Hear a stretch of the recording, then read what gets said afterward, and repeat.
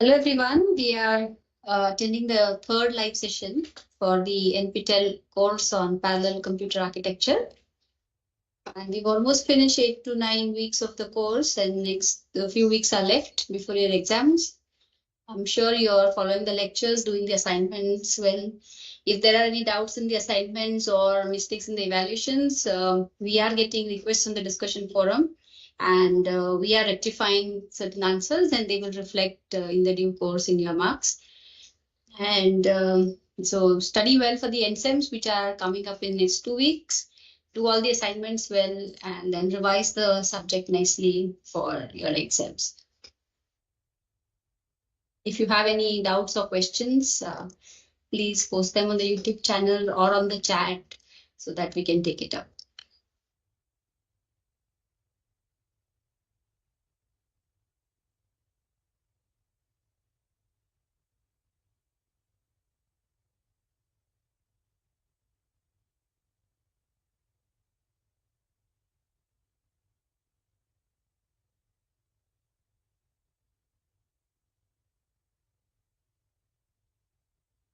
So there was a question posted prior to the live session. I'll read it out. So it says that in this course, PCA, we have discussed mainly on chip coherence requirements. And nowadays, we see chiplets are coming into the market. So could we have your opinion on how the coherence protocols would need to modify for the chiplet-based designs? Right. So these chiplet-based systems, as you know, that they are made up of modules instead of complete processor design, and they are eventually integrated to achieve a functionality. But in the end, if it's a compute unit or a processing element, it is going to do a function and it's going to run your processes or threads.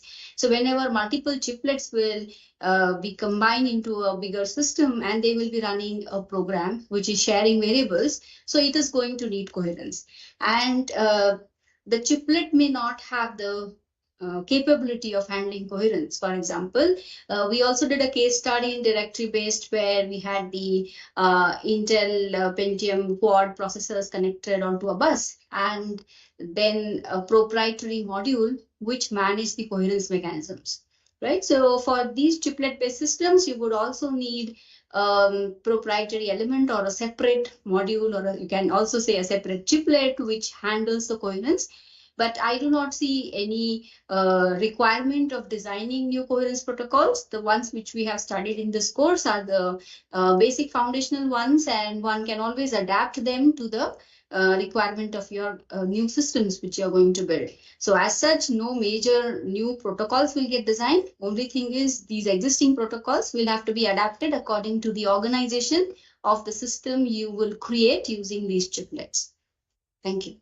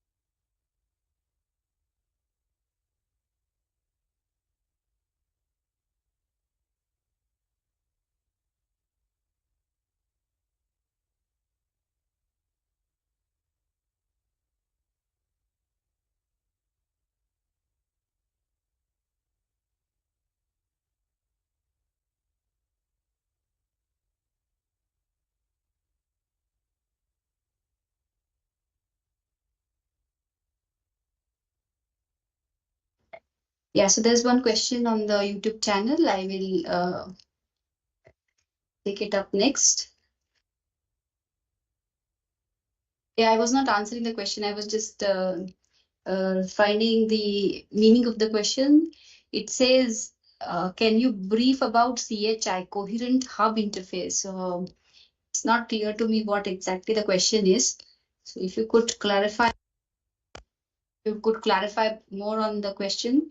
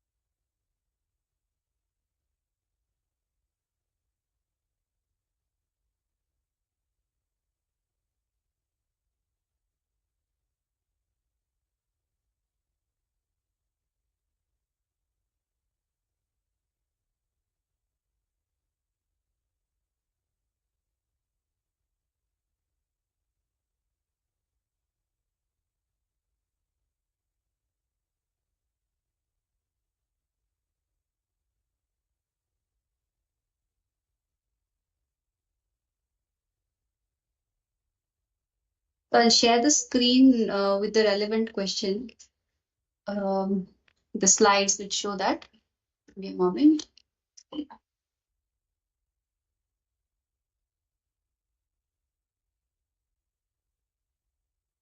Yes, so the question pertains to the directory coherence case study topic, where we had discussed the SGI origin architecture. So this architecture used the hub interface, if that was the question you intend to ask. So this hub is an interface between the two processor chips, which you can see here in the figure. The processor P, and it is connected to an L2 cache. So there are two such chips, and the hub connects both of them. Again, note that these two processors are treated separately. That is, it is not considered as one cluster. The hub broadcasts the request coming to this chip to both of these processors separately.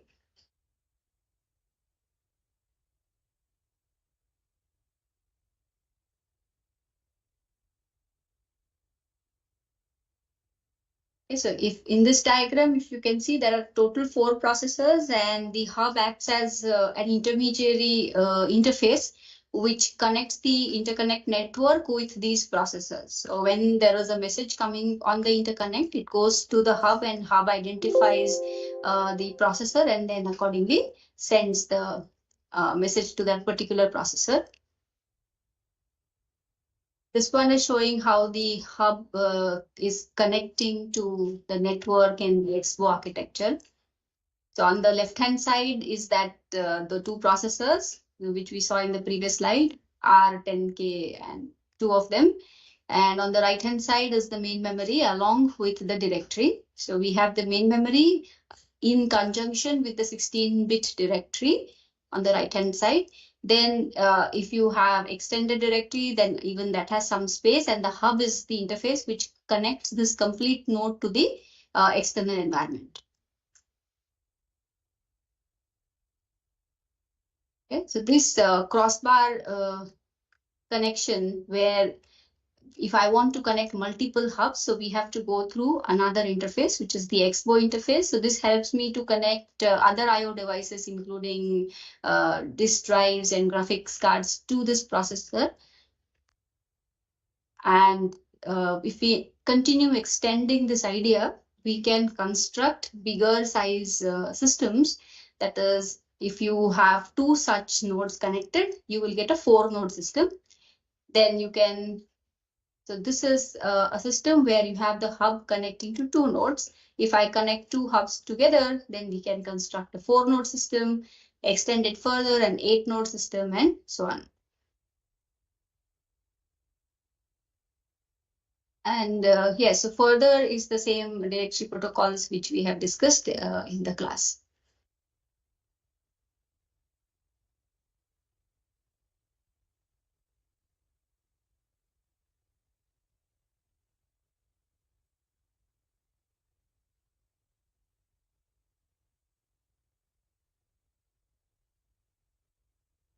I hope it solves your doubt.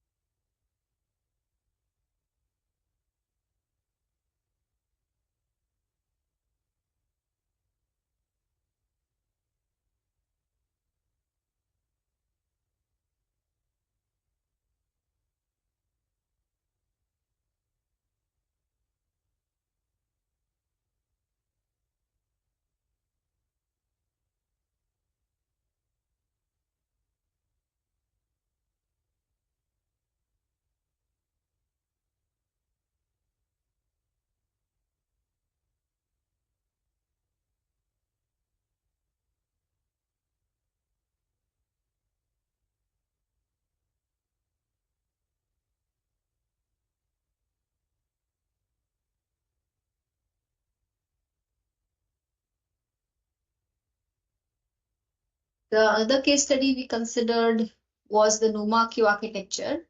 The previous one was SGI origin. In the NUMA queue, we normally have this ring, SCI ring, on which the nodes will connect.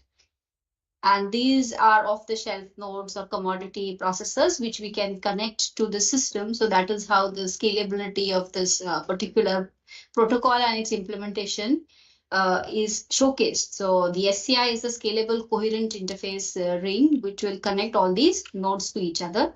So this SCI ring essentially connects the quad processors in this example to each other, forming a ring type of network.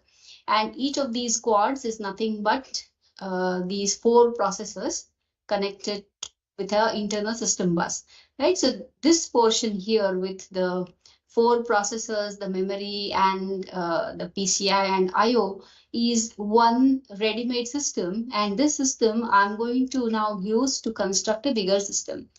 And for doing that, I would need a element to do that. So that module is the IQ Link board, which is a proprietary device manufactured by them and designed by them. So this IQ Link board is going to act as an interface of this quad with others and also implement the coherence protocol. Right? So we can link this example to the chiplet based question. So you can say that the quads which you can see in this diagram is similar to a chiplet, which you can imagine in your future, you'll have several such chiplets. And if you want to integrate them to do a joint activity, you would need something similar to an IQ Link board, which implements the coherence protocol. Right? So this IQ Link board is a very smart device. It is able to connect to the ready-made processor node at the bottom. So the processor is not aware that it is connected to a bigger network, but this IQ Link board very intelligently and smartly manages the interaction of this board with the other system elements. So it has 3 components. One is a component where it interfaces with the internal bus, and a component which interfaces it with the outside world, and then a directory controller. So we have 3 things: an external interface, a quad interface, and a directory controller. Now, to manage this, it also needs to have its own cache, because these processors in the quad will have their own caches, and if they are going to manage their own coherence using mostly a snooping based protocol, because it's a small system. Now, when these processes running here, if they share a data item which is not in this memory module, okay, so if it is elsewhere, then how do you manage that, right? So IQ Link board helps to do that. Alternatively, there's another quad who wants to access memory from this particular node. So who will manage that? So even here, the IQ Link board helps. And for that, it maintains an additional remote cache here. This cache is in addition to the cache setting with these 4 processors. Okay. So the directory controller maintains this remote data cache with it, which keeps track of what all blocks are getting shared across the system.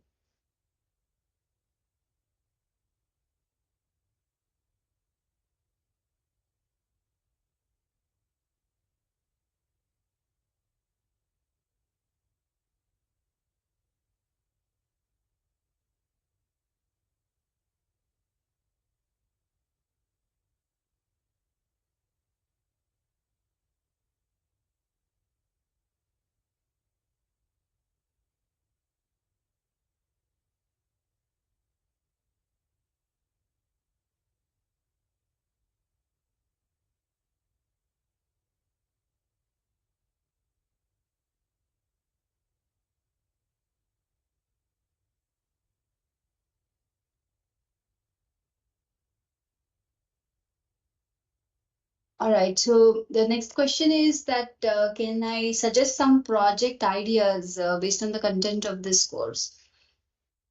At this moment, I can't directly give any answers because I need to think about what problems can be given. But I can say that we're all which types of work you could apply the coherence protocols. For example, say that you are thinking of designing a new memory system or new memory management idea, and that memory management idea is going to use different types of memory, not an SRAM, but for example, a non-volatile memory.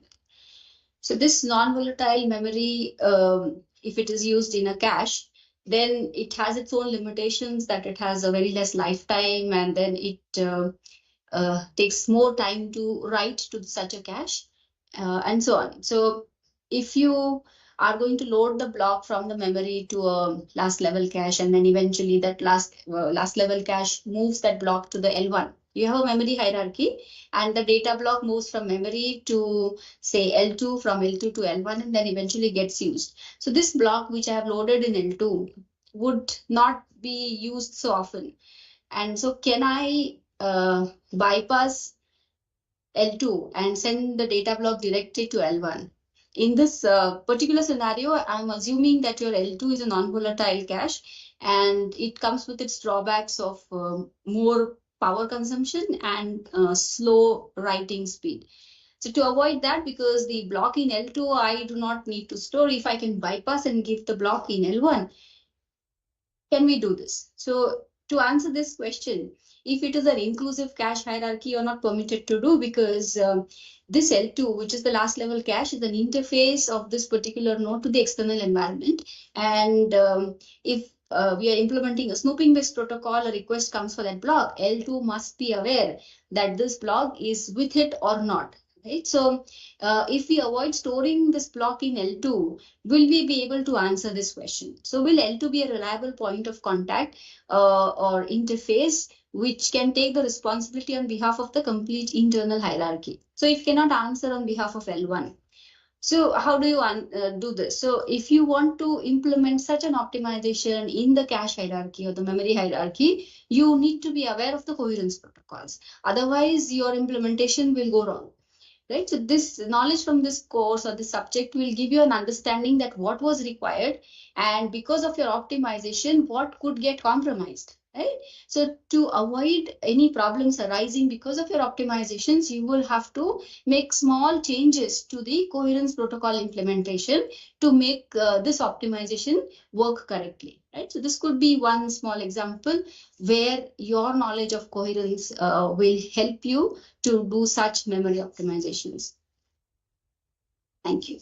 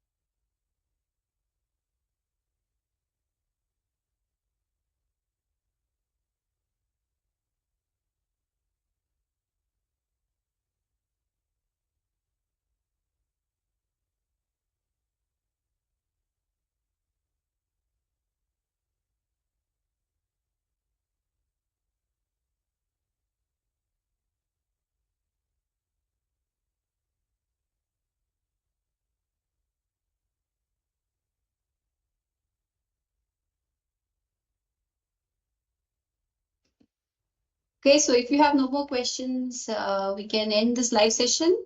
And to your queries in the discussion forum, we will reply to them as early as possible. Okay, so thank you so much for joining, and study well and best wishes for the NSEM exams. Thank you. Bye-bye.